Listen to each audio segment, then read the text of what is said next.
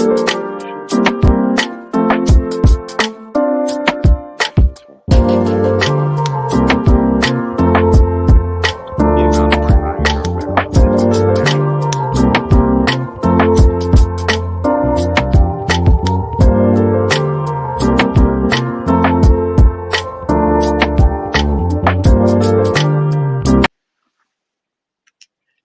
afternoon, everyone. Welcome to this week's Building Power Grassroots Education Advocacy with me, your host.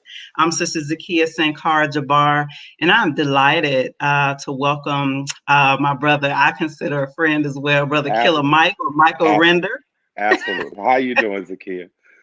Welcome. I'm so happy you agreed to talk to me today. I know you're busy, and I know you have a lot going on. I see you meeting with Sister Nina Turner. I wanted to tell you, I don't know if you knew this about me, but I actually was born in Cleveland, and I lived in Dayton for 20 years before I moved to the D.C. area. And I actually had an opportunity with my advocacy running Racial Justice Now, as you know. I worked with Nina when she was on the Senate Education in the Ohio Senate, right before she termed out. I love Ohioans, man. You guys are a tough breed of people and really fair.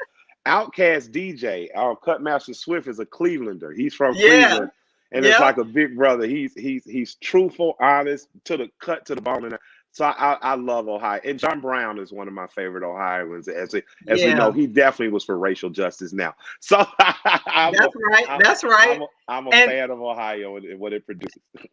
Listen, I want to publicly thank you because you are like, and I'm not gassing you. This is serious. You really are one of my favorite artists, my favorite rappers. Thank you.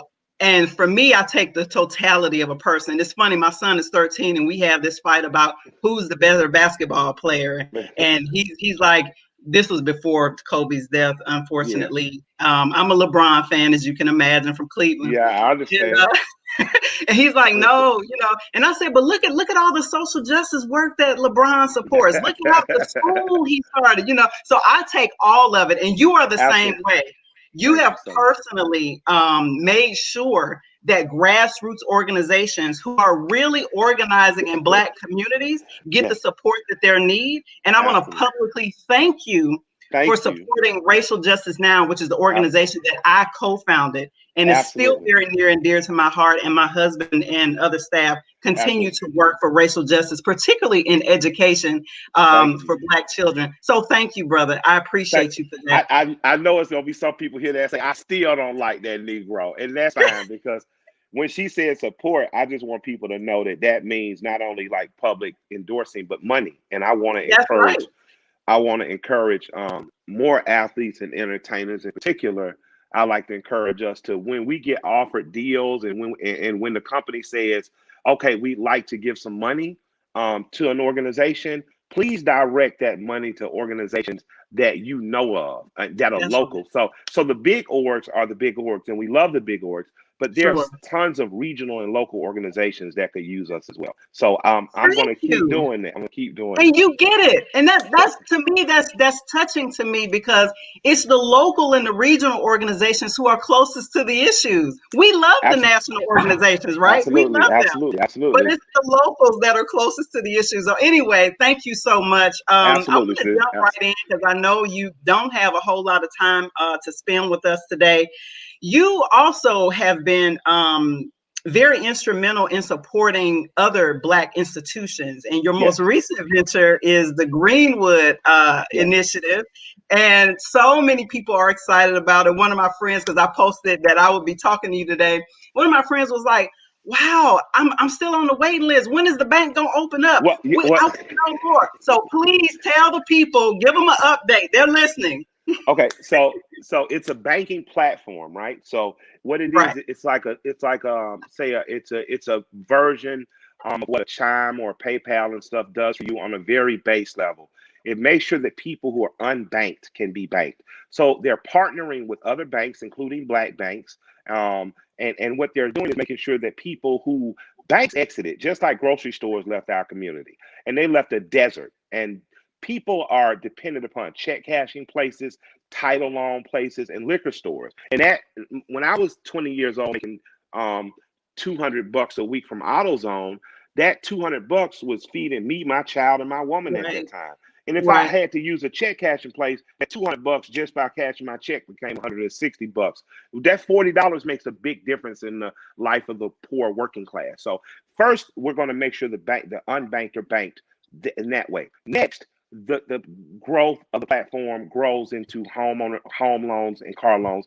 And the final thing, or not the final, the other aspect or dimension is putting capital into businesses or or businesses or products and services that people outside of our community may not understand, but they may make sense. So if you're Black or you're Latinx, people may not understand a taco stand barbershop concept. Man, we got to go to the barbershop every week, and my people love tacos. Well, these people that run Greenwood are from that culture, and they understand that better. And the Big Four tend to turn away our loans at a 22% rate, whereas in a white male comparable application only gets turned down about 8% of the time. So what we're trying to do is not solve every problem in the world, but specifically solve the problem of being unbanked and poor and working class community, and solve the problem of being able to get fair loan assessments out there and get people loans, and solve the problem of capital injection.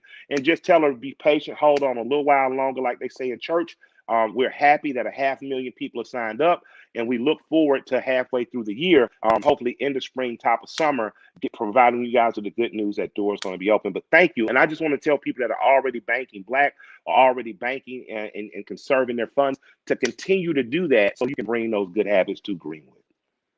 That's exactly right. And so I know that you have seen, because I follow you on Twitter, I follow you everywhere, and I see that you interact sometimes with the naysayers, right? You interact sometimes. Yes. Well, what is this? So I want to say that I don't think that you're into this to be predatory to black folks or any other group of people, right? I didn't get inspired to do it. I was asked not only by Ryan Glover, who started Bounce TV, and started Noontime Records out of Atlanta years ago. Ryan has a history of being a man of integrity, a businessman, and providing goods and services that we need. So, Bounce TV gave us all the shows we love, whether that was the old Cosby shows or Good Times or Fred Sanford and Son, and allowed Black families to be together and share that just. Oh, I think we lost your audio. I can't hear you. Oh, hold on a second. Oh, yeah. Jennifer. Oh, I think I can hear you. Can you hear me now? Yeah, but your video went out. Okay, hold on a second. Can you hear me now? I can hear you. Mm-hmm. Okay. Oh, yeah, you back. Okay. You back. That was Jennifer. It's all good. This technical difficulties happen a lot. It's all good. So go ahead. Say Ryan is a person of integrity. Paul Judge is a fellow Morehouse man and has always come in with a lot of integrity and endeavors. But I was most impressed by Andy Young, who's been a mentor and friend of mine for 30 years. Ambassador Young. Yep, Ambassador Andrew Young. He's an ambassador under Jimmy Carter. He was a mayor of Atlanta, and he brought the Olympics to Atlanta, helped make Atlanta an international city. And it's just a man. He's a preacher and a public servant, not a politician. He was a lieutenant to Dr. King. But he said to me after coming back from India, he had saw where a card had changed a working class Indian's lives, and especially women, right? I was like, Andy, what do you mean? So over there, they were getting paid in cash, whatever their equivalency of a dollar is, right? When they were getting paid in cash, the same way that predatory check cashers and stuff do us in the hood here, that was happening there. So say that Indian woman makes $20. The extra $4 that was being taken out of her check were now being used to be saved. She could use it for resources to create her own products and goods and services, serve things. And he saw where that card had made it where finally, if you were born in this caste system, you could at least have comfort there or begin to raise out of that caste system. And the black card that Greenwood is going to be offering regular Black and Latin folks and anybody, because I'm going to tell poor white folks in the South. It's poor white folks in Ohio. Go to Southeast Ohio. But a lot of times in the South, they think because they voted for Donald Trump, they're gonna be. I know they vote for him in Ohio too. Yeah, I just want to say, poor white folks, man, we are definitely more comrades than we are enemies. So, cause Fred Hampton understood that, and he tried to bring everybody together. Man, the chairman, literally, my who I aspire to be in terms of thoughts and philosophy. So I just want to say it's for everyone. It was started by Black folks, but it's not just for Black folk, and it ain't just Black folk working there. So working class white folks, you deserve an opportunity to bank and not have to cash your checks at a liquor store. You deserve to save more of your money. So when Andy told me what it had did for the poor in India, I was all in. So I don't know if this, again, I don't think every one thing solves every problem, but if we all do a little bit, no one has to do a lot. And a little bit I'm contributing with Greenwood is making sure that people who have not had the access to bank and save their money and get loans now are going to be open. We're now going to have that opportunity. Well, you are all on the cusp of what's happening in the economy anyway. What you have just explained, and because it's a card, it's called digital wallets or fintech. Right? Yeah, fintech. That's a global phenomenon that has really, like you said, taken hold in India, really in China. And it's taken hold, but it has been slower in the United States, and we can speculate as to why that is. But you can't hold no money till you're in a picture like that. I want to hold some money. I want to hold 100,000. I'm teasing my rapper friends, but that's not for po folk. I ain't just but for my rapper friends. Yeah, right. But I guess it remains to be seen how this digital, more fintech currency is going to work. Cash App is already out there, as you know. PayPal is out there. You're saying that you all are giving a leg up to working class and poor people to be able to get in on this fintech revolution that's going to happen whether we like it or not. Yeah, and just very, like, you know, most people are going to lead a decent life. They want to work. They want to take care of themselves and their children. Most people are not aspiring to be billionaires and things of that nature. That's right. Greenwood, in terms of those who may or may not know the name, Greenwood was a section of Tulsa, Oklahoma. That's right. That section was set aside for Black people who were migrating out of the South and to find a freedom after post-slavery. That neighborhood, because they were forced to be together, they were forced out of traditional commerce with white businesses. They built their own schools, they built their own businesses, they built their own section. And not only was it good for them and it enriched them, it enriched the wider community, because if you got 4 carpenters and 3 on the white side of town, and they're gonna charge you an exorbitant rate, and this one black carpenter's like, well, I'll cut my rates. You have the ability in the capitalistic marketplace to add the competition and help. So Greenwood was burned down in an act of racial terrorism. Of course. And for the last 100 years or so, the spirit of Greenwood has not died, even though the physical Greenwood died. And the spirit of Greenwood has lived in Harlem. It has lived in Detroit. It has lived in Englewood. It has lived in Washington, D.C. It lives in Charlotte, Tampa, and it lives in Atlanta. And that spirit is Black people, if given the proper opportunity that we deserve and rights and privileges, we can not only participate in group economics in a way that helps our community, it helps the greater community. So something that was started as a fintech buying for Black people and Latin people is going to help poor white people in Ohio. It's going to help working class people of any color in Arkansas. It's going to help white people in Mississippi. So I want people to know that whatever I'm engaged in, much like Fred Hampton and before Jesse Jackson, I wish to see a rainbow coalition. And that's no diss to Jerry. That's just to Jesse, just saying Fred saw the rainbow before everyone else. He saw the proletariat had to be united. So as an individual, Michael has to take care of himself and that woman in there and these children. As a member of this Black community, I have to take care of my community. But if I take care of Michael and if I take care of my community, that community still strengthens the larger community. So no one has to feel threatened or out of the loop because I'm saying that this is buying for us, but it's for everyone ultimately.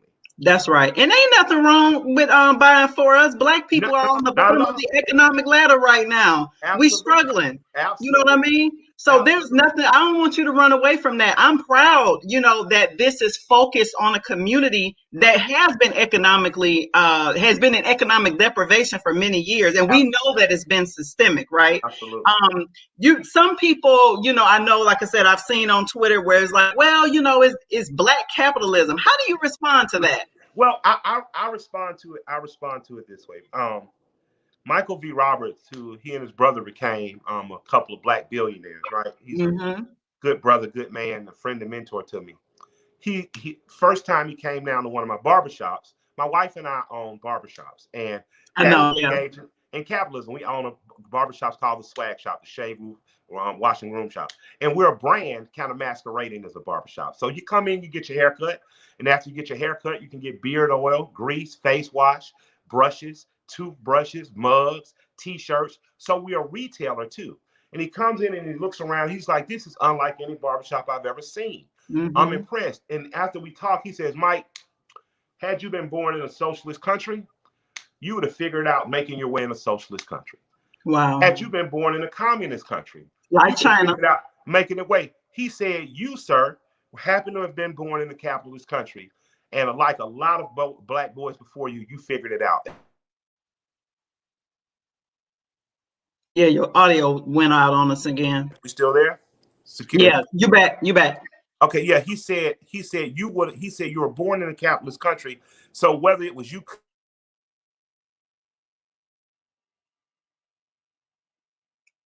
we lost you again. I think you back.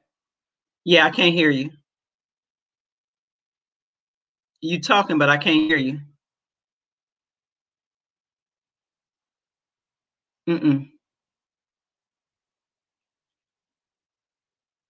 Your Bluetooth might be back on.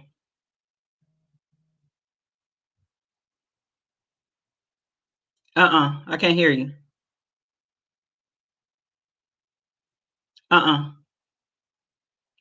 Technical difficulties.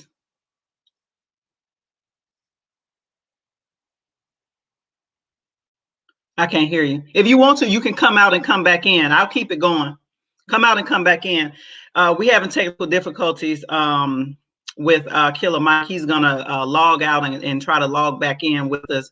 But I hope you all are enjoying the conversation. Post your comments. I'm gonna try to switch it here in a minute to get to some education questions, because I know he has some thoughts on that as well. If people have seen his interviews on the Breakfast Club, he got into a back and forth. I believe it was with Charlemagne about education. And so it looked like we might have him back. Let's see. All right, are we back? We good? We good? Ooh, I can hear you now. All right, sorry, that was my dad calling. You know, old folks don't give up. They keep calling. But so that's hilarious. Your dad, like, I don't care if you know Star, answer that phone. Yeah, that's Big Mike calling. That's the real Big Mike. So what were we saying? Where was I? We were just talking about you were just talking about your businesses and how you use your wealth to give back to the community. So Michael said, he said you were born in a capitalist country. So whether it was cutting grass or figuring out your first business, you were going to be this. Like, you're going to participate in capitalism in simply by way of geography, right? So when I started saying, okay, I'm not just going to sing, like my wife is very adamant, right? She's a black woman, right? She's like, boy, your job is to sing and dance for people. And on your off days, you can help people. So she's like, you're going to take care of me and these children. So our thing was, I didn't want to only be a singer and dancer. I hear that makes you a slave to popular opinion, makes you a slave to the people that are paying you, and it can make you a slave for something that you do for love. I'm an artist, but I didn't want to only be an artist. So when we decided to go into business, we said, what businesses does our community need or depend on? Barbershops I wanted to own since I was a child, because they were the place that I got education beyond my household. I got real, just black man, solid advice and education. And I wanted to hire black people, and in particular, black men and women that have a trade. So we went into the barbershop business and we grew it into a brand. So now, if you own a barbershop, you're going to make a couple grand maybe. So you make about 24 grand in a year off after booth rent and after you paid your bills. Not a business most people want to go into. But I said, if Volcom will pay me to sell a t-shirt, why am I not selling my own t-shirts? Well, what I would usually make in a year for a barbershop, I make in about a week now in retail. So what I've learned to do is not only help my people by hiring people that look like me to not only cut hair, but to run the business. My business is ran by black folks too. I've learned that if I can provide a good service in a capitalistic society and be a good person, and I don't have to be greedy, I don't have to gouge, I don't have to use. The second endeavor my wife and I went into was affordable housing. We, as housing projects closed, And as apartments became dilapidated and people who didn't or weren't from our community didn't care about them, we started going in buying single unit duplexes, double units, 8 and 10 unit apartments. And we started making sure that the people who were on HUD or Section 8 had an opportunity to be in fair and decent housing. And even long-term renters, depending upon our relationship with them, can go into a rent to buy situation. So for us, you know, we try to do our best to as individuals take care of ourselves so we're not dependent on others, and then to be a part of our community in a way that is a job provider, and it also allows people who work in the city to still be housed and home in the city where the children can go to good schools and they have the ability to live closer to their jobs and not 30, 40, 50 minutes in the suburbs. I am so glad. This is an excellent segue to schools. I'm glad you brought up schools, because as you know, that's what we do here. That's what my advocacy started off in as a co-founder of Racial Justice Now. We have a school to prison pipeline that disproportionately impacts the babies that come from us. We have the so-called academic achievement gap, which we know is really under-resourcing Black schools. Living in Dayton, Ohio, schools in Ohio, like a lot of other states, are funded by property taxes. In fact, that was some of the work that I was doing with Nina, was on the education committee, and we were trying to get Ohio's zero tolerance law repealed. We have a photo that I want to show you. I don't know if you had a chance to see it yet, but we're also working to get the police out of schools, like community organizations like Racial Justice Now. Also, you have other big national campaigns like Dignity in Schools campaign, where I worked before I came here, who've been working to ensure that Black children are not harmed by these police officers in school, and also by some racist teachers. Like, let's just call it what it is, right? So I saw your debate on, well, it wasn't really a debate, but you all did go back and forth with Envy. Yeah. Let's talk about it, because let me tell you where I am right now. As you know, we're in a pandemic, but if we're honest, schools were not serving Black children well before the pandemic. Now it's worse. And I know you see this in Georgia because everything is online, but then we discovered, shit, there's whole communities that don't even have broadband. They're not learning. And so now I'm to the point, because we have big teachers unions in big cities, like Chicago is going down today, as a matter of fact, been going down all last week, where they're fighting the return to school, even in a hybrid model. And what I'm saying is that, in my opinion, working class, that's what we're talking about, poor and working class Black parents who are keeping our grocery stores open, who are keeping the transportation workers, who are keeping the restaurants open. Even if you can't sit down and eat, they still working, because you can go and pick up the food, or you can have DoorDash drop the food off. What about their children? They're not able to be home to oversee virtual learning.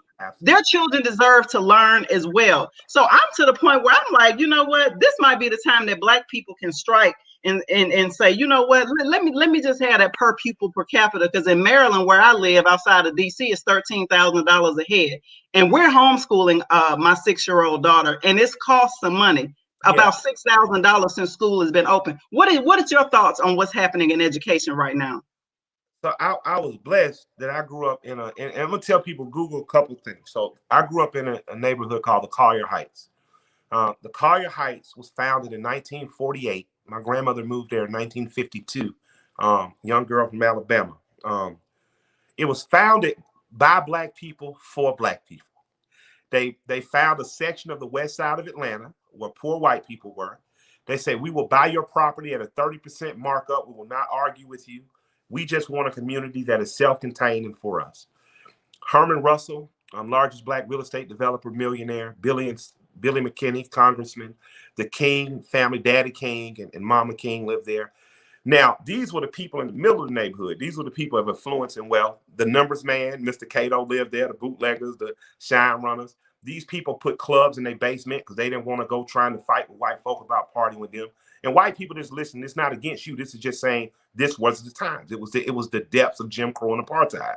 But these Black people created a tax base in which working class people like my grandparents could raise their children. And we had the ability to go to schools like Collier Heights Elementary, Frederick Douglass High School, and I matriculated later in the Morehouse.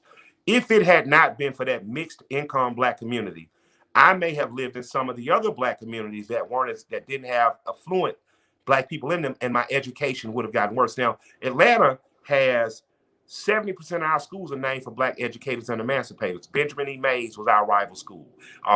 Booker T. Washington was the school that educated all the teachers that educated me, including Martin King and Lena Horne went there. So there's a history. But just because a school is named for somebody that looked like you does not mean the curriculum still isn't poison. I was lucky in that Miss Baraki, who taught world history, had went to Clark and took Asa Hilliard's syllabus and curriculum on how to teach Black children that they're African, that they come from the Malian, the Sudanese, the Western African empires, and to instill a sort of pride based on real history, not just propaganda like pride. So I was fortunate to be educated in a time and by teachers who understood the significance in that and why it made sense, all the way from kindergarten up. And what I realized is that my experience in Atlanta, not having to deal with others, and this is nothing wrong with dealing with others, but I believe Black children should be educated by and for Black people until they're 13 and go through a bar mitzvah source. Now it's time for, now I know that's not the reality for everybody, but 55% of Black people live in the South, and it's not always good to go to Robert E. Lee High School or General Bankhead High School. Thank you. Yeah. So for me, I'm a firm believer. My 13-year-old now, who's going to go to high school next year, we're having a talk. And I'm like, well, I think it's time for some diversity. And she's like, shit me. Uh-oh, his daddy calling back. I know, right? They won't stop. So, and I'm like, no, not gonna do that, Mikey. We have to start to look into now, because I know you're a strong Black young woman. I know you know who you are. I know you're confident. Let's get out in the world, because she's going to go to a historically Black college she wants to. So I'm like, so we're looking at schools, and she's just like, man, I don't want, she gave me an amazing pitch. She said, I don't want to go be a minority and feel a ways based on trying to know other people when I could just know other people outside of school. And it really helped me understand that still, 26 years after I graduated high school, that Black children are still in environments where they're uncomfortable and scared. I remember when I went through the whole debacle about me supporting gun rights, but because I was talking about it with another Black guy on NRA TV, everybody in the world got mad. But I know, right? But the next week, Black children from that school had a press conference, and not one national piece of press showed up. It was only local. And at that time, this is what those Black children said. If police are allowed to come in our school, who do you think they're going to search first? Thank you. Who do you think they're going to aggravate the most? And I thought back to a man named Detective Williams, who, God bless the dead, was an Atlanta City police officer who was transporting a 14-year-old and a 19-year-old boy from one school to another, who was shot in the back of the neck and paralyzed. And I knew him from summer school when I wanted to be Tupac. I wanted to thug out. And he pulled me to the side and he said, I knew your dad was a police officer. So I know you ain't the biggest thug as you want to be. He said, but my job is to make sure that you don't look at police officers the way the young man looked at me who shot me. My job is to interact with you. He never wore a uniform. He wore a suit and tie. He was in a wheelchair. But over the course of my year with him in that school, it better help me understand how policing in school could be. It does not have to be uniformed and paramilitary type. It does not have to be. It could be one officer that really understands that community, that's dressed as a regular person, that is a resource for girls who are saying, I'm being harassed. That is a resource for boys to say, I'm being bullied. That's a resource for the police athletic league. We do not need military police-like people in our schools. We do not need metal detectors out the woozah and children being searched like they're going through airports. What we need is a stronger police athletic league. What we need is officers that come from that community, knowing the people in that community, so that the police can be called and come quickly. They're not occupying our children. So I definitely agree with that. But in matters of our curriculums, it's time that America revamp our total educational curriculum. It's time that white children in kindergarten know that Christmas addicts died for this country first. It's time that the Civil War stopped being called the War of Northern Aggression in the South and simply be called what it was. I didn't know that's what they say in the South. That's what they teach it. Shit, the War I of grew up Northern in Alabama. Aggression. Listen. They still say John Brown was crazy. That's crazy. Yeah. Wow. And what we have to do is, what I believe we have to do is revamp the way we think about education. I like year-round schools where you do, you go to school year-round, you're perpetually learning. I like schools where they have talent centers. And what's a talent center? Well, we know what a magnet school is. A magnet school is where you identify the talented 10th, you focus on them, you keep them on one floor, you keep them away from the other 90% of kids, you treat them as though they're special because of their minds, and they are, but then you throw away 90% of the other kids. Or you pay attention to kids who are troubled, right? So you got your talented 10th at the top, and then you got your troubled kids on the bottom. And then all these kids who are B students and C students are just kind of left to fend for themselves. We have an opportunity to do talent centers. Well, what's that? Art talent center, business talent center, your magnet, whatever it is, math and sciences. We could identify children's wants and talents as early as 3rd and 4th grade, and we can put those kids on a path. Our girls in our community, in the Black community, go to college and graduate at a higher rate than anyone else in the country. Our boys are tending not to want college, and this is true in my own family. Right? Well, you know why this is the picture I was talking about. I don't know if you saw that, but this just literally happened in Florida yesterday, where this officer actually knocked this young Black girl out, tackling her. This is in a school in Florida, and he knocked her unconscious. Now, Brother Mike, as an activist, and particularly around the school to prison pipeline, this is not an anomaly. No, this is what's happening to Black children. And this has been happening for years, even when you and I were in high school, right? Absolutely. What's different is that these kids got these, and they're recording and they're taking pictures. That's why the world is seeing it. And that's why, I feel you, in terms of like police athletic leagues and stuff like that. But at the same time, policing the institution is racist and anti-Black. It's not right. Yeah, it's not right. Go ahead. If you want to engage children, there's a radically different way you can engage children by being an occupying force. Absolutely. That's right. Absolutely. Right. Absolutely. So I just, I know we only have a few more minutes, and I appreciate you spending this time with us. We're good. Yeah. We're okay. Good. We ain't got to go nowhere. But here's the thing, as far as I'm thinking about, for me at this moment, in terms of education, the curriculum has definitely been very violent. Like you said, teaching, I didn't know what you said, the Northern aggression. The Northern aggression. They clowning in Georgia for teaching them kids that mess. Serious. I grew up, I don't know if I ever told you, but I grew up in rural Alabama in B. Lloyd in the Black Belt right outside of Selma. And I know you got family from Tuskegee. Yeah. And I've heard you talk about that. I said, dang, I didn't know you had roots in Alabama too. Yeah, we country folk, yeah. We country. My family still own 100 acres of land in B. Lloyd. We got 25 down there, and I'm looking to buy about a couple hundred acres right now in eastern Alabama. I'm looking for. Hey, you know what? That's what we better be doing, because we are entering into, and I know you see it, you in a totally different tax bracket than everybody on this live. So I know you see the shift in the economy and the shift in how things are moving towards more technology, more automation, more robotics. Yeah. What are your thoughts on that as it relates to education? What should we be doing with Black children to get them ready for this new fourth industrial revolution? This is what I was going to get to. So our girls are going to college and graduating. Our boys are not interested particularly in college, right? Our boys should be, as early as 12 years old, introduced and pushed into trades. Because I actually agree with you. I know some people getting ready to go off in the comments, but I agree with you. That's fine. They can go off all they want to. They can go off. Because see, this is the brilliance of trades, right? I'll argue with my doctor over how much she charged me. I've never argued with my plumber, because I don't want to clean that shit up. See, if my plumber tells me it's $2,000, it's $2,000. If my doctor says, well, this prescription costs $800, I'm going to say, doc, you couldn't save me nothing, right? So I say that to say, my grandmother at about 12 years old sent me off with an electrician. She sent me off with a builder, sent me off with a cousin, and she would send me for a week at a time to work with him. Most of them returned saying, Betty, he's a great boy.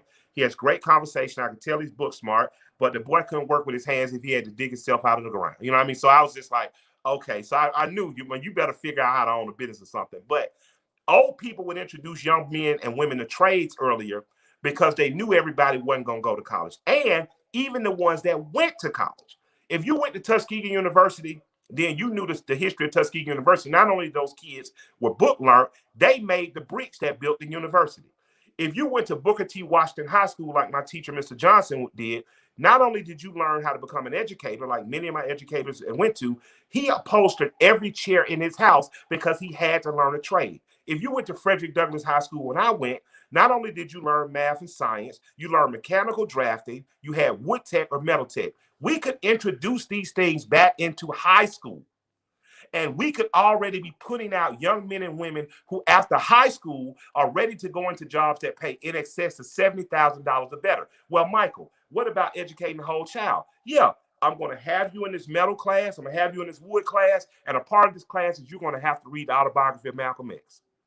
Part of this is you still going to have to read Frederick Douglass's autobiography, because that's what we had to do in high school. I still had to take mechanical drafting, and I still had to read Frederick Douglass's autobiography. So not only did I learn how to draw by numbers with mechanical drafting, I also learned that without struggle, there's no progress. I also learned it's easier to build a strong child than it is to repair a broken man. So I'm a proponent for the trades, because once you know how to use these, you'll never go broke. And just because you learn a trade does not mean you're not capable of going to college. Walter E. Williams, God bless the dead, was a famous Black economist and conservative. Some people like him, some people don't. I found him to be a heroic figure in my life. Walter E. Williams, before he went to college and became an amazing economist, went to the military and also learned a trade. So I'm going to encourage Black men in particular. Please, young men, 16, 17, 18 years old, after high school, continue your education with a 9 to 18-month trade school of some sort. If you get a barber's license, I'll hire you tomorrow. Wow. If you go into auto mechanics, I got someone who will hire you, because the trades will allow us to have people for our girls to marry. I want my daughters to find. I got a 13-year-old son. I'm definitely gonna send him your way. Come on, man. We can arrange the marriages like some of my people from other coasts. I got a 13-year-old daughter. Let's get them. This who you gonna love, baby. That boy's smart. He knows something. So, but I think that there are a lot of paths to freedom, and we have to start being open to all of them. And Black people, we ain't got to be on everybody else's time clock. Thank you. I'm still Negro rich. I got a lot of money for a Negro, but I could go broke in a couple of years if I was irresponsible. And I say that because I can afford $1 million home, yet I don't live in one. Wow. I could afford to buy a brand new car, yet my wife and I buy pre-owned cars only. I could afford to open up 10 swag shops now, but it's better to have 3 swag shops that work efficiently and well than to have 10 that are not working and that are on a shoestring budget. So I've had to, throughout my life, because I've never had a #1 hit record. You know, all my hit records have been on somebody else's record. You know, I'm just there with my friends giving a dope verse, but they weren't mine. So I didn't take the lion's share. I've had to be a conservative Black man in terms of my money every step of the way. And Black people, it is okay that we 5 or 10 years behind some of our friends and white folks financially, because as long as you can serve and you save, not only are you going to take care of yourself, but you have the ability to help others as you come up. You have the ability to collaborate with others. That has to be what it's about, is us bringing others, you know, with us. I'm going to keep pushing you on this issue, though, with regard to education. And it's only because, you know, I know that when Black folks try to start their own schools, there's barriers, right? Yes. And I know in Georgia, y'all don't have teachers unions who have actual power. But on the East Coast, in California, and in the Midwest, there's a lot of power when it comes to Black folks who want some autonomy in terms of the curriculum. Right. And I'll give you a prime example. And this is my lived experience. You know, people may not agree, but my husband and I, we worked together in this work. And it was him that actually pushed the curriculum campaign in Dayton City schools. Yes. We pushed for 2 books, just 2 off the beginning, just off top, for high schoolers. Before they graduate a Dayton Public High School, they have to have read Carter G. Woodson's The Miseducation of the Negro.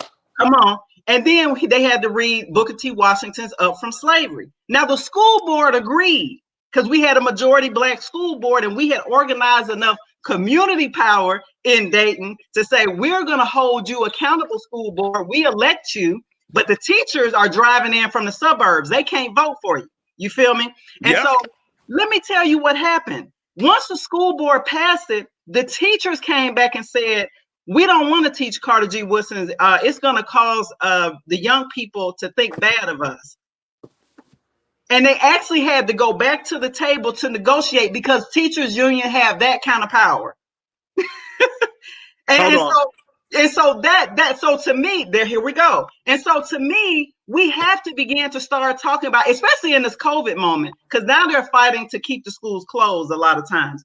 Now we have to talk about what about not black owned, but black community controlled schools? Do you support that idea? I am 100% with you. My thing is find a way to make it work. I show you this because I know people think rappers don't read, but I just want to say to parents, no matter what the schools are teaching, Michael has to read this.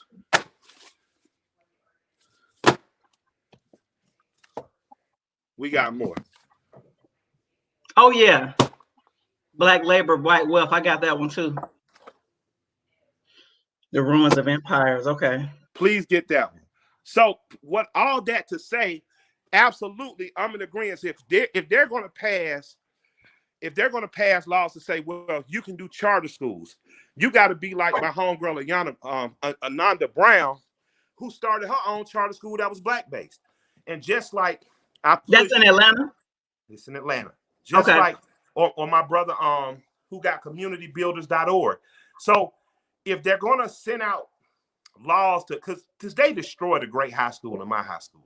They siphoned the best talent off and created other academies. And a school that had only 2 principals in 40 years has had 11 principals or 7 principals in the last 11 years. They destroyed the Frederick Douglass School by doing these things. But I believe that if we can start our own Montessori schools for your Negroes who Negro rich, I'll put together that Negro rich money.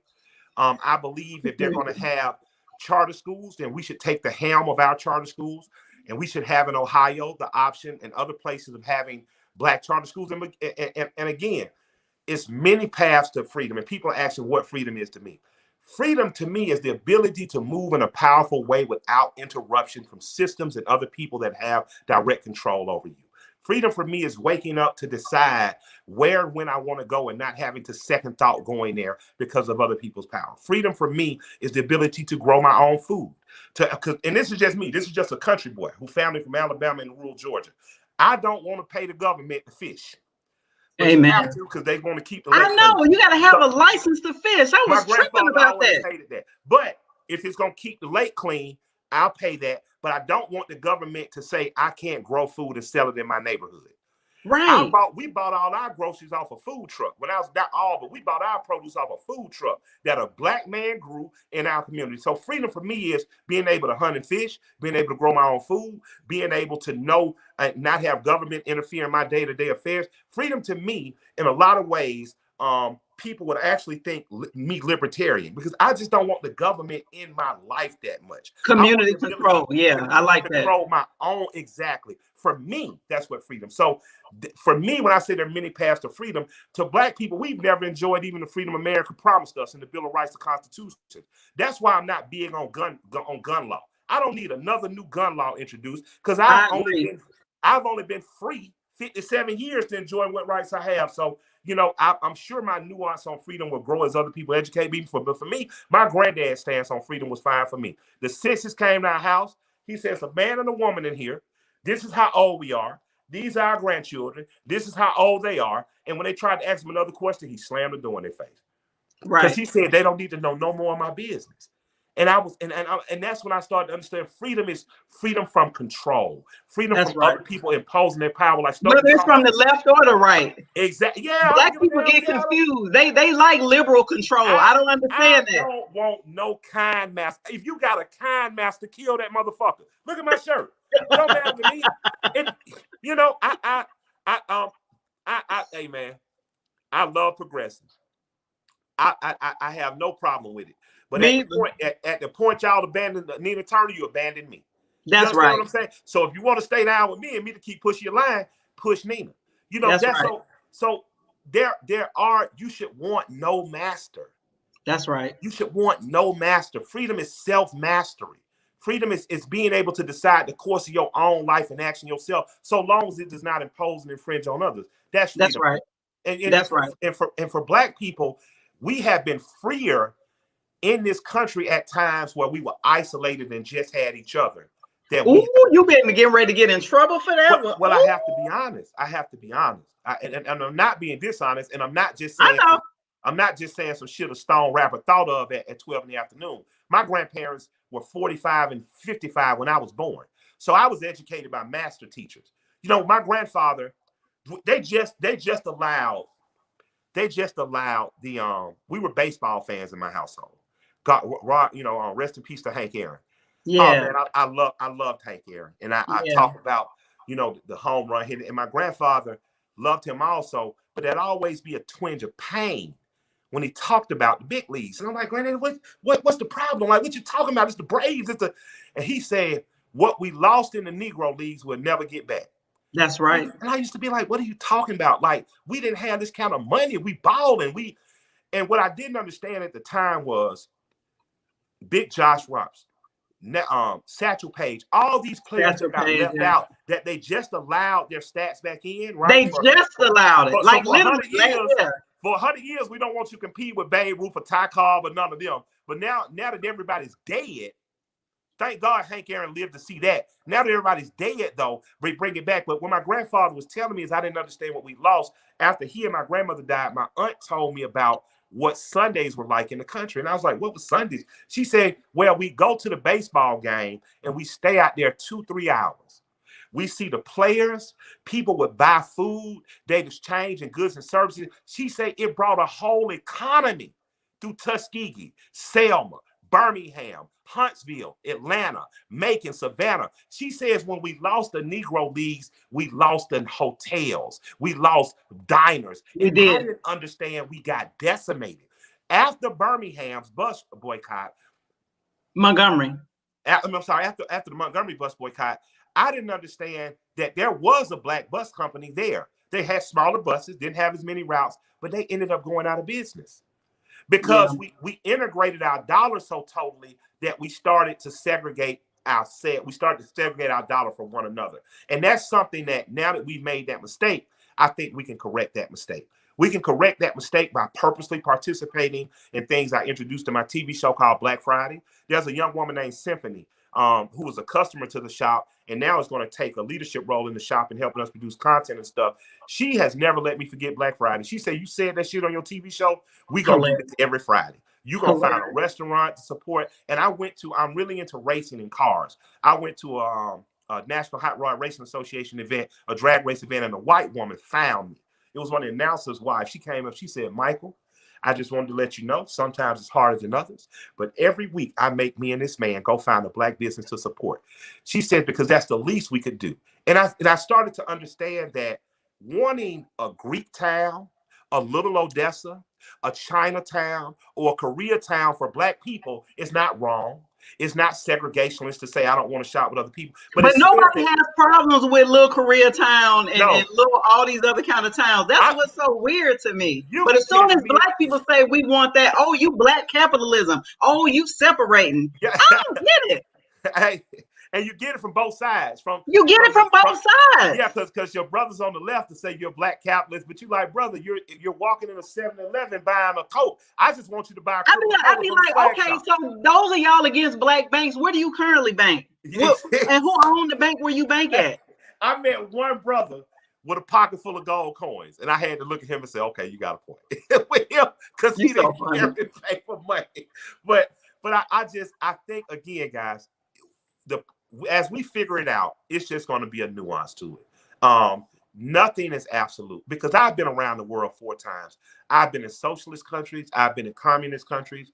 I've been in democratic socialist countries. And I can tell you one thing blacks have in common. We're at the very bottom of every single everywhere. Thank you. If you go to Perth in Australia, the African students there are on the bottom. The only people below them are the dark people who are Aboriginal. You understand? We have to, if you go to the UK, you know what I mean? Oftentimes it's the black and brown. Well, if you go to Soviet countries, and even countries like India, Nigerian students being jumped on and beaten because of nationalistic policy and ideals. So I heard about that. That's what I'm saying. I tell black people, like, no matter if you identify with different tribes, where you're going, they're gonna treat you like a nigga. And so we better set aside our differences. We better set aside I'm a communist, I'm a capitalist, and start to say I am black. How can and I be about cooperate? community control, Absolutely. working within solidarity economies. I think people don't, they misconstrue, at least from what I see, it seems like that's the spirit of what you're talking about, Yes. is mutual aid for Black folks, Yes. is a solidarity type of economy. Yes. But at the Yes. same time, realizing that we still live in a ultra conservative capitalist global economy, but the Absolutely. U.S. and China are leading it, right? Absolutely. And Absolutely. so, and I oftentimes, you know, because I have to say that I've had to defend you several times on social media I platforms, appreciate you. Thank you so much. particularly around the Greenwood initiative, because I'm like, okay, fintech, do y'all use Cash App? I'd be like, everybody I know use Cash App. That's fintech. You know what I'm Even the saying? dancers in the blue flame take And the now. last time I checked, Jack Dorsey don't look like me. He owns that. You feel me? Yep. You know what I'm saying? And so either you're gonna participate in the economy or you're gonna go off the grid. But if you Yep. off the grid, I respect you. I still figure out a way to support you too. But at the same time, for those of us who still have to be on the grid, who getting a W-2 or working for ourselves or 1099 or whatever, you still have to pay taxes. You still have to deal with the economy the way that it's set up. Now, when the revolution jump off, I'm gonna support you too. Well, hold on. Listen, because I know people think I'll be talking. So you name the books. I showed you I got the book. So when people start talking about living off the grid, all right? Can you read that? Let me see. Wow, not for sale. That's Lawson Deer Products in Waco, Georgia. Okay. All right. So this is an animal we hunt and kill. We hunt and kill our own animal. Now I got some meat I bought out of the store in there too. But if it all go bad tomorrow, me and my wife still gonna eat protein. Because my wife comes from Savannah. She know how to pick fish right out of the water, prepare to cook it. I know how to go in the woods, hunt. So oftentimes when I have those conversations with people who don't agree or like me, I remind Somebody them. said you country as hell in the comments. Country is a song, baby. Country, Maurice. Country boy. Country man. My egg's brown. I ain't had a white egg in 3 years. Listen, so I say that because I always remind people the same thing. I say, now if you're gonna bring this up on me now, I say you got to meet me at my Black Planet account. You can't talk to me on Twitter or IG because white folk are on this. We ain't gonna talk Black folk business on white folk shit. So silly. So you can meet me on Convos. Y'all go to the Convos app. If you want to argue with me, tell me I ain't no real Black man, go to Convos. Go to that app. Convos. Okay, y'all hear that? Go to Convos app. Yep. And argue with Killer Mike there about Black capitalism. You can tell me how I'm a sellout, a coon, all that shit. I'm gonna buy me a raccoon hat, right? So we can do that on Convos, but we're not gonna do that on white folks shit because I don't want you supporting white folks as you telling me I support white folks too much. But I had a great conversation with a kid who's also the son of a police officer. His name is Michael. I think you can find it at one of the vinyl sites. I'll put it up on Twitter. Okay. But we talked about the same thing. Mike, you talked about these things about being free. You talk about this, but yet you participate in capitalism. If you go buy water from the gas station today, you're participating in capitalism. The problem is you're simply a victim of it. You're a consumer. Exactly. What I am impressed by in the last 2 months more than anything is there was an Exxon or let me just say there was a gas station in East Atlanta where Gucci Mane from.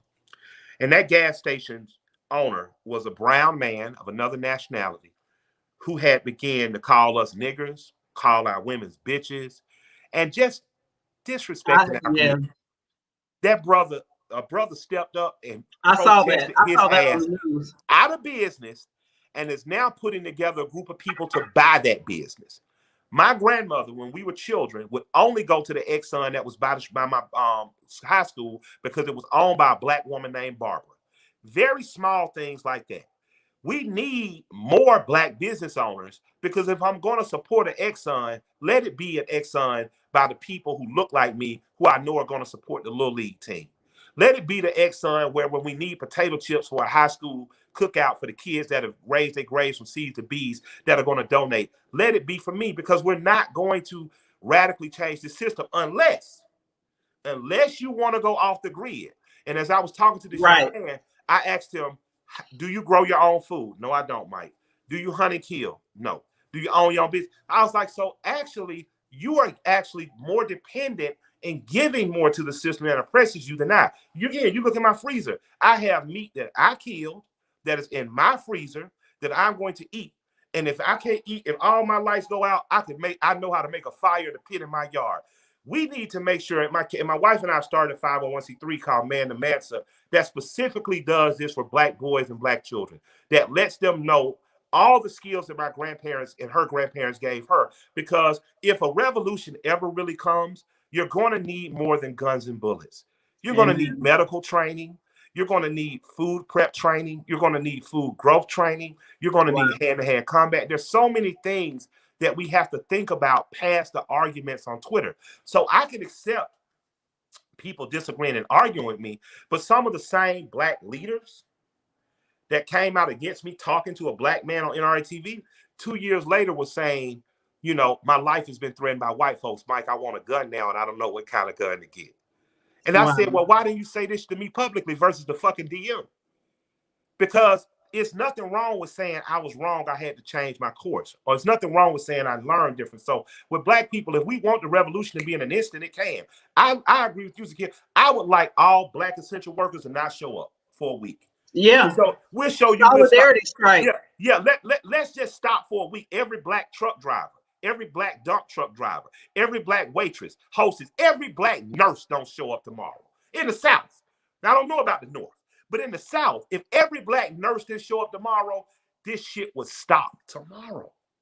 So I'm down to do it either way. I'm down to do it the way now, where I figure out collaborations and partnerships while working within the system, or because I know how to grow my own food, I know how to kill and dress my own animals, I know how to prepare my own fire and keep my own energy. I know how to do that. Or if y'all just want to set this motherfucker off like Red Dawn tomorrow, let's do it. But you can't keep attacking people like me or you or other people that disagree with on Twitter if you're not willing to do the work. And it's not easy growing food. It's not easy. I grew up on the farm. I hated it. I'm gonna be real with you. I hated it. Waiting on the deer to walk by. You know what I mean? So if you want the ease that you have now, then you're going to have to push for policy. You're going to have to storm your state capitals on legislation day. Not like the crazy ass white folks that thought they was doing something. No, I was about to say. Yeah, you're going to have to push that line. And if you're not, and you really want to go off the grid, do like a group called and check these guys out. Black Packers with a Z. These two brothers were talking in a bar about what they could do to be better prepped in case the world goes to shit. They started a community that hikes. They fish now. Firearms training and self-defense, in particular for our women. They got up and did something. This in Georgia? It's in Georgia. It's in Atlanta. Wow. It's called Black Packers. I want you guys. We got a Black-owned called Maroon Defense Solutions here in Maryland, and so I have gone with me and my 13-year-old son to learn gun safety and training. In terms of like guns, Black people purchasing of guns have actually skyrocketed. Even before the storming of the Capitol, especially for those of us who live in the DC region, it's been a nightmare, you know, being occupied. The brother Maurice, who was in the comments, he's been interviewed about being occupied by the National Guard. But go ahead. I'm going to give people this too. I vehemently disagree with any new gun law attacks. Because they're going to affect you worst and first. Well, how, Michael, are they going to affect you? Let me show you this. Hold on. Okay. Thank y'all so much for hanging in with us. This has been, good conversation back and forth, with the brother. We covered education. Now we're talking about gun rights and laws. What's y'all feelings on gun rights and the Second Amendment, Black people? Let us know in the comments. How do you all feel about gun rights for Black people? All right. Do you support gun rights or not? All right. So I've never done this, but this is a Glock 19. This is my daily carry weapon. Okay. My wife carries a 40 caliber version of this. My wife guns holds 8 bullets. She wants to go to a larger capacity. This holds 19 bullets. This gun is about $450 to $500. Okay. This is what most policemen carry. This is what I advise my wife, sisters to carry. This gun will go from being, and for a working person, $450 can be a lot of money. This gun and this clip will go from being about $450, but it will protect you. Under Joe Biden's taxation of this clip, there'll be an extra $200 added to this. So this clip that costs $25 now will cost a working Black woman with no man and children $250 all of a sudden. This pistol will go from being like you got to pay a little more for the Glock. The 4 will go into a 6. Like, think about that. Think about that affecting you worse than first. This is a rifle my wife sleeps next to. It's AR-15. Those are the ones that they want to ban, right? Yes. Now, Michael, I advocate for 5 guns in every household. You need one of these for personal carry on an everyday basis. And you advocate for education, like learning how to use the gun safely. Yeah, the Black Packers, remember I already pointed you to educate your Black ass. So look up Black Packers, look up Coach Glue. I'll put these up. They're still standing. Who's an Army medic, who's a Black man, because you can't have one of these. And hold on again. You're so silly. Woo, Lord, he said he advocates for 5. He got 5 of them in the house. Wow. This has been we've covered a bunch of different stuff, but yeah, I know for my family, we're definitely looking at, definitely education. And I wanted to share, when we went to the gun range here in Maryland, there were plenty of white children in there, little white kids in there with their families shooting and practicing. This I keep in every vehicle I have. Y'all can ride with guns in your car in Georgia? I ride with guns in my car and I ride with guns on my person. Wow. So in Georgia, if you don't have a concealed you can't do that in Maryland. All right. So in Georgia, if you do not have a concealed carry license, you have to have it unchambered without a clip in your glove compartment or trunk. If you have your concealed carry license, like I do with this one, it's on my hip everywhere I go. But keep this in your book bag or car. What is this? If you accidentally shoot or get shot, or even have to shoot someone, you don't want them to die, you want to save their life, this is how you pack the wound. These are the other medical supplies you would need to stop the bleeding. Wow. That's a first aid kit, top of the notch first aid kit. Absolutely. So Still Standing sells these. So what I'm trying to show people is I'm just not a nigga out here singing and dancing, right? That want to have a gun to look bad. My grandfather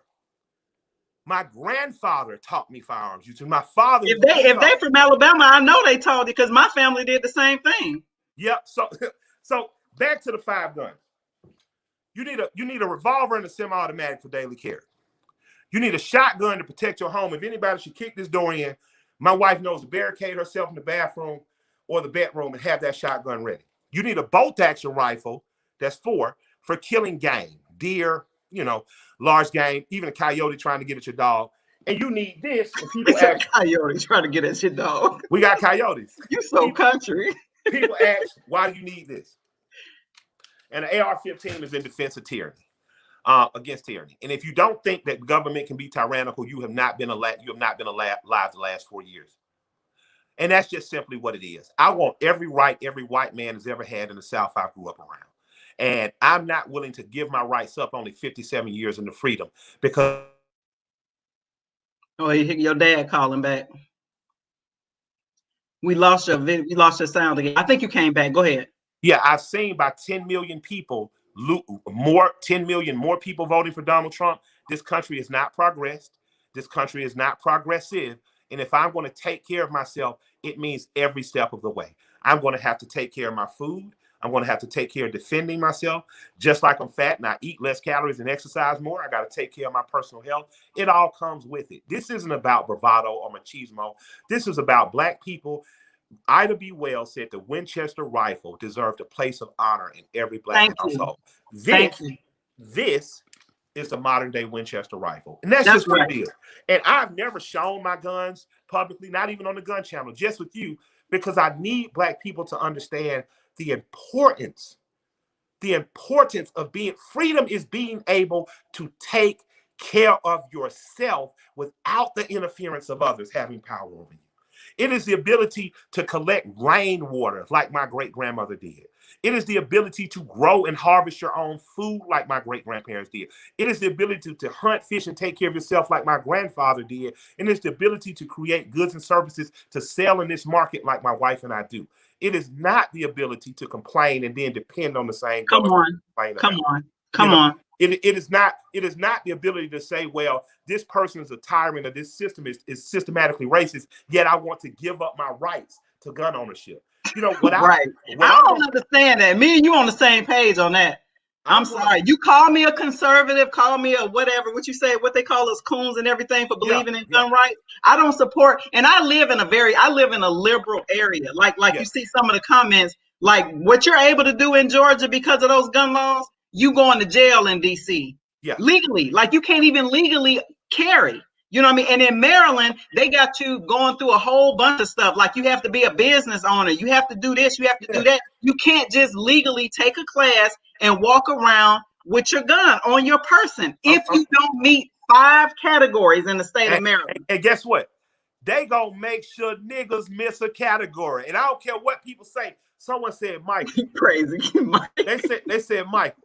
You know, they call me Michael when they want to think we deep, right? Michael. They said they was one of my white liberals. They said, Michael, you don't even think there should be some qualifier for who gets to own a gun? I mean, mentally ill people. I say, well, most of the mentally ill people that did these goddamn shootings is white men. So maybe the mental illness has just been a white man in America, right? I say, after I told that joke, I said, this is the reality of it is. Black boys are diagnosed with ADHD at a higher rate than any other group of people. Come on, that's right. I say I know that because they tried to diagnose my oldest son with that, and we simply changed his diet and got him off of red soda, and all of a sudden he was a calm kid in class and did well. Right. I said, but you don't think that the day after they passed that law, that won't disqualify? That'll disqualify my dyslexic hyper ass from owning a gun. And I've never shot anybody. I've been a gun owner since I was 12 years old. My grandfather bought me my first BB gun at 12. I've owned guns every year since. Got my first rifle at 18. I had a rifle.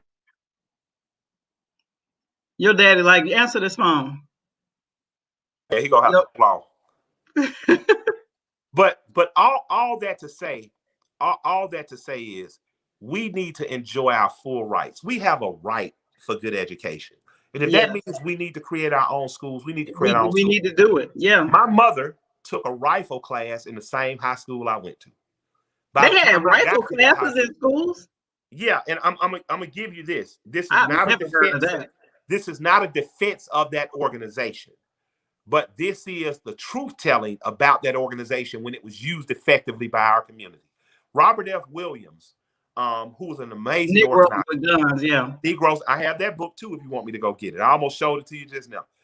Robert F. Williams was granted a chapter by the NRA at the height of the Ku Klux Klan's terrorization of Black people in the 50s. And he used that charter to protect Black people to have gun ownership in the Carolinas, and to use it. My mother's He got kicked out of the NAACP for that. I know. A lot of people don't know that. They kicked him out for organizing Black folks with guns. Yeah, exactly. And yet, had it not been for the Deacons of Defense, Dr. King wouldn't have been as safe as he was for as long as he was before he was eventually assassinated. But my mother's rifle class in high school was also sponsored by the NRA. And I say that because Black people, none of these systems are made for us, but it does not mean we cannot use them effectively on our behalf. You know, didn't nobody give a shit about certain things when we got the right to vote. Yet once we got the right to vote as a community, we used it collectively to better ourselves. No one gave a damn about how like right now they want to repeal all the drug laws and they want to come from a place of understanding. They didn't want to do that in 1986 when it was on crack, but all of a sudden because it's oxycontin heroin now and it's white kids leaning again in the bluff. All of a sudden, they're coming to the bluff, and next thing you know, a firefighter found a white kid who's not supposed to be in the bluff, linked over in his car, and now it's care and compassion. And I agree with Dave Chappelle, like, come get these nigga lessons, man. We understand. We've been oppressed. Come over here. Let us help you, but we're not going to give up one right to do it. I'm not willing to give up one guy. Well, we definitely need your help and advocacy, you know, like I said, with in terms of some of these rights that are under assault, that will be under assault. And I know that's a point of contention with you and Bernie as well. You know, I was a Bernie supporter, you was a Bernie supporter, but there's a point of contention around the gun rights laws. Oh yeah, If people, I'm amazed when people say, man, you know, when they call me cool and shit, they say I just work for the white man. I said they couldn't have saw the interview, because in that interview, that's how we ended the interview with. Now we ain't gonna agree with this one. I ain't giving up that AR. Before you say that, I ain't giving up none of them, and I ain't telling how many I got, but I got enough, and I got enough ammunition to get me through. So I just want black people, if we really serious about it, let's take it serious. You know, let's take it, and that doesn't mean you got to be.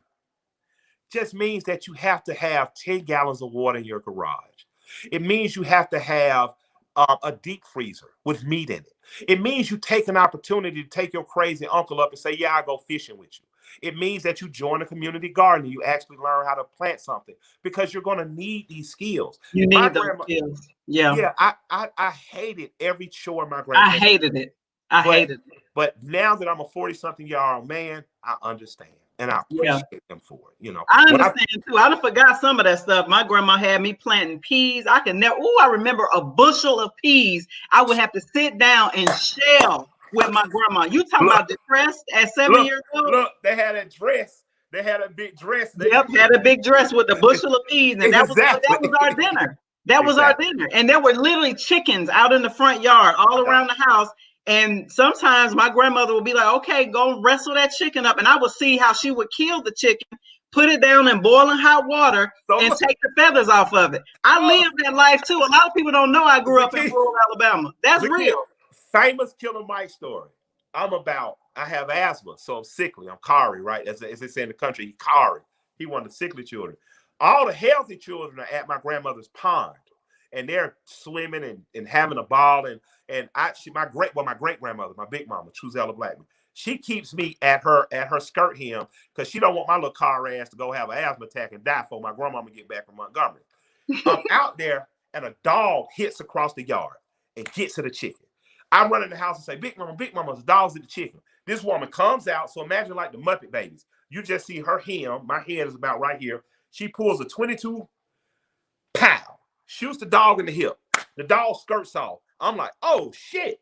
Now I was just playing with the chicken before the dog came. She then walks over to the chicken, picks the chicken up, wham. The chicken head is in her hand. Yep. The chicken body is running through the yard. I'm looking at her like, oh, shit, I'm next. She's gonna kill me. She looks at me and says, go fetch me some water from the well. Yep. I literally run through the back door all the way to the pond. By the time I get to the pond, I'm breathing hard for to have an asthma attack. I'm telling my big girl cousin, Big Mama done went crazy. She shot the dog. She killed the chicken. She gonna kill us all. She said, bring us some water. And they literally just started laughing at me. They get my hand, walk me back up to the house, and go to the well, get water. That water is boiled. That chicken, and put the chicken in, and that's how you take the feathers off. That chicken is on the plate of these children by 2:00 in the afternoon. Oh yeah, that night. And at that point, and it was sick. I hated the smell of it, though. I hated the smell of it. I'm saying all that to say a lot of people ain't about that life, and they never witnessed nothing like that. But kids who grew up in the rural South, black kids who grew up in the Black Belt of Alabama or Georgia or wherever, that was our life, even in the 80s. Absolutely. You know what I'm saying? And I couldn't wait. I couldn't wait to go back up north, Mike. I ain't gonna lie. I couldn't wait. I was ready. I was like, oh Lord, I gotta go back to Ohio. I ain't doing this. But this has been great, brother. I appreciate you so much. I have enjoyed talking to you. We have talked about all kinds of stuff. Let's do this more. I'm always here as a resource. I hope that I can in this year direct more funding towards your organization, because the value that you and your husband bring to us as a people is it's you can't even put a price on it. So whatever I can do to push more dollars that way, I am. To those people that disagree with me on Twitter and stuff, that's fine. I love you just the same. Just don't come up to me in public talking that shit when I'm at dinner with my wife, because she don't like that talk. So you got people that approach y'all in public? Well, they'll just say, Michael, I was trying to talk to you. I'm so sorry that happens. Yeah. And I'm just like, man, this woman armed, man. Let me finish my dinner. You ain't even got on no mask. We'll talk about this on Convos. So I meet you on Convos to talk about it. But I love and respect us all. As many paths to freedom. I look forward to seeing you all there. All right. Thank you, brother. This has been great. I'll see you next time. Take care. Love. Peace and blessings.